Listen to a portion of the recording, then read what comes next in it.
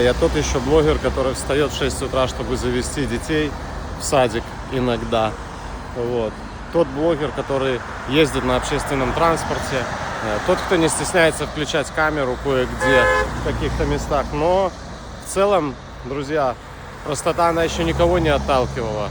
У нас есть свой маленький магазинчик с аксессуарами.